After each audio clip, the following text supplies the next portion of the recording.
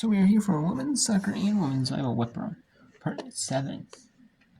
So we have here some women's soccer here today. There's some for Wednesdays, Thursdays is their best days. There's Saturday, Sunday is also a good day. Today's Friday has some. Not a ton, but they do have some. Not as much as Saturday though. And Sunday has the rest of it. As you can tell. So yeah. Let's go take a look at the scores for Wednesday. So we have in the 52nd minute, Butler up 1 DePaul. Presbyterian Gardner-Webb scores in the 56th minute. Marist up in the 40th minute 1-0. Radford up in the 47th minute 1-0. Gonzaga and St. Mary's scores. High Point winless in the season. There are 2 draws and 6 losses.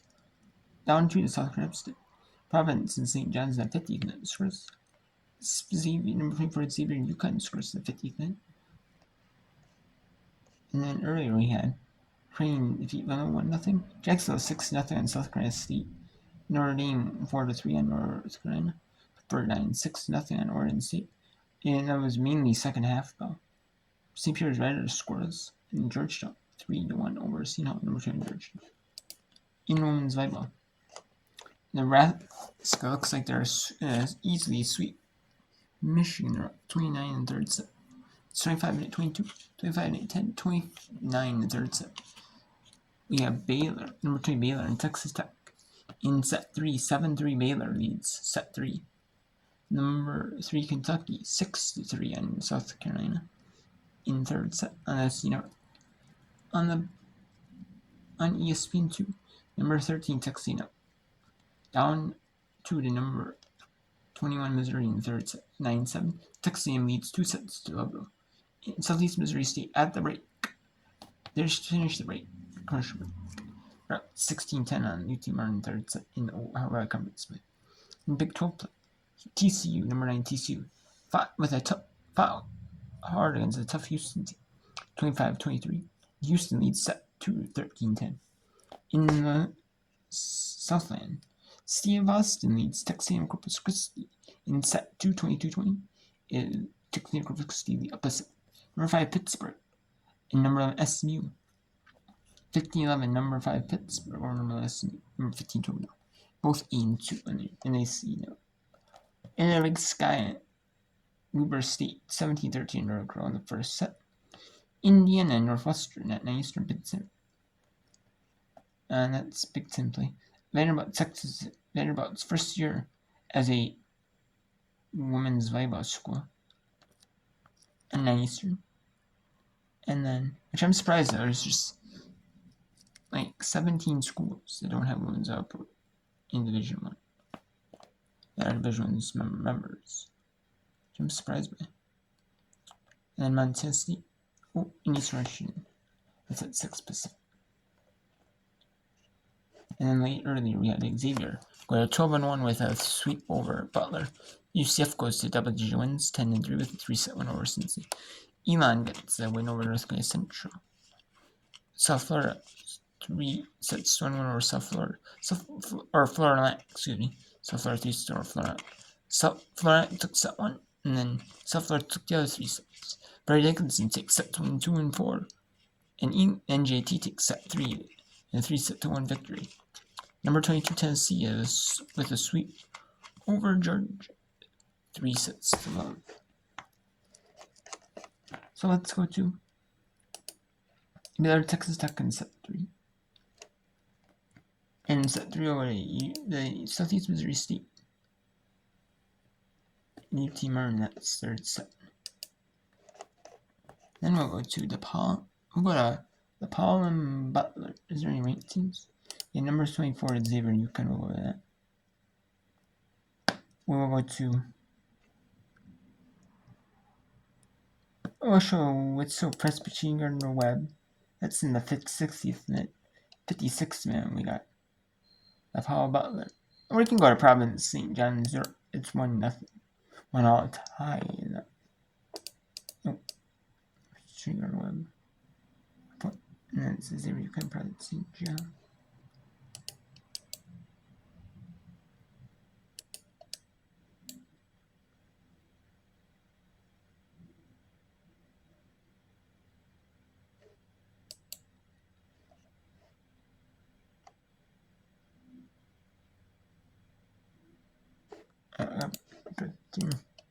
Burner web.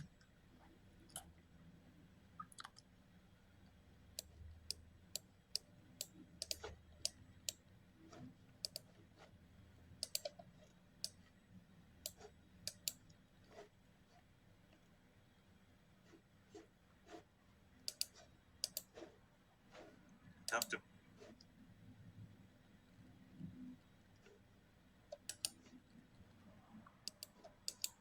Fourth corner here for Providence. High fly.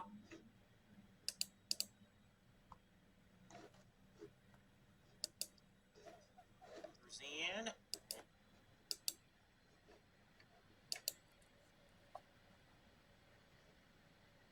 Simo's done out of here. Here in this early going.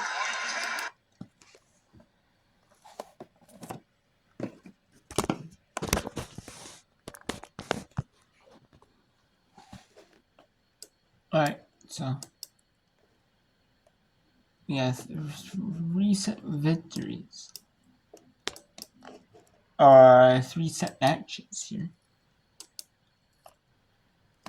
We're going to Southeast Missouri State at home in Ohio Valley Campus. They're a small school, but yet they have their own volleyball court. Now all the small schools have their own volleyball court, have their own like little volleyball court. Odd schools, even big schools, some bigger name schools, like Texas Tech, they have a volleyball on the basketball court, the basketball line, like high school. So even a lot of Division I schools play volleyball on the basketball court, on their basketball courts. A lot of schools do it in Division I. Like you see more at the smaller schools, like maybe Division II, Division III, more often. You know, like most high schools do it that way. A lot of, and there's some high schools that don't. You know, you need some that like their own athletic, each sport has their own athletic centers.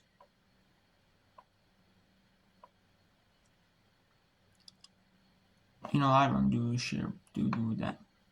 Even if they have like, most of them do, even if they have like basketball, like men's women's basketball, and men's volleyball. They do on all the same court.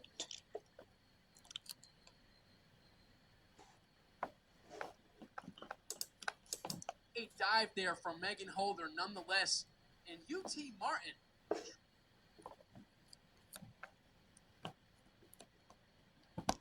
Trying to get this third set back. Trying to force Simo into a fourth set. Peters. Aren't. Holder to St. John. St. John, who's been absolutely working this.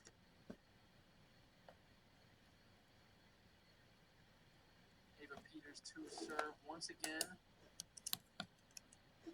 And that one goes just too far. You saw Lucy on Twitch. You saw her think about that one. And what a play there from number 2. Lets that one go in the back row. And Simo's up on the board again. Simo only 3 away from that 25-point mark. Laundry Blue coming back to serve. Blue's got 15 assists on the day so far. Second to only Megan Holder. But Blue, nonetheless, having a great season. You see the Simo team kind of being one of those teams that runs a 6-2. We talked to head coach Jacqueline Wilson of UT Martin. This Simo team is rare for them. They don't see many teams run a 6-2. And they definitely don't see many teams run it as well as Simo does.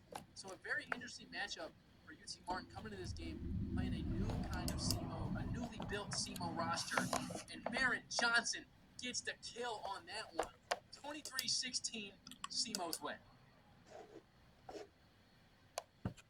5-1 offense throughout the year, and now this year running that 6-2 We saw in this Missouri Invitational, they had a lineup where they had 3 libero/defensive players playing in the back row, and it's game point. It is game point. SEMO is up 24-16. We're here in the third set. SEMO is already up 2-0. This team is deep. This team has been playing aggressive all day, and a Laundry Blue is back to serve, hoping to get SEMO on the right side of history.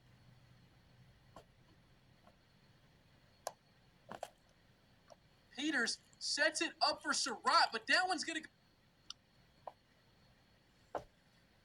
go too far out of bounds. SEMO has done it, everybody. SEMO has beat UT Martin. The Battle of the Hawks, number 2 of the season for the Red Hawks, goes in their favor. So the Battle of the Hawks, SEMO's 2-0. What a game from Lucy Arndt, 14 kills. What a game from Ramiri Gardner, 10 kills. What a game from Katie St. John, 9 kills.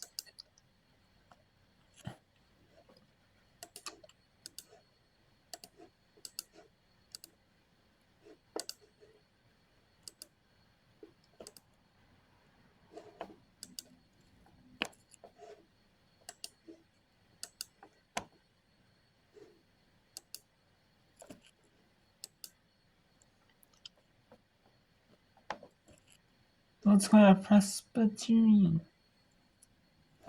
at Gardner Webb.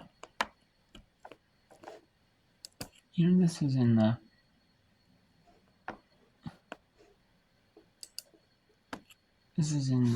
the 67th minute at Gardner Webb.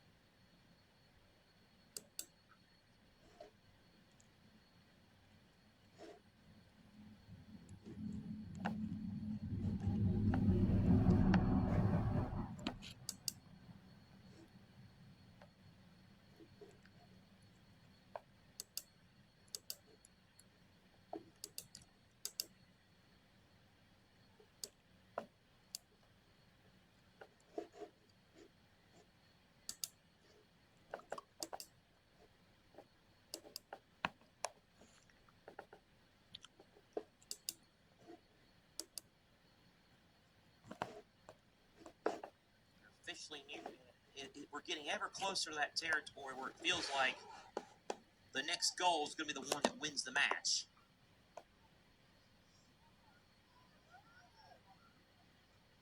Here's Allie Williams. Trying to spin her way through, but good work by Gardner Webb. Her shot. All there. Long ball, Slovak off and running, trying to chase. Needs some help. Slovak into the area. Still Slovak.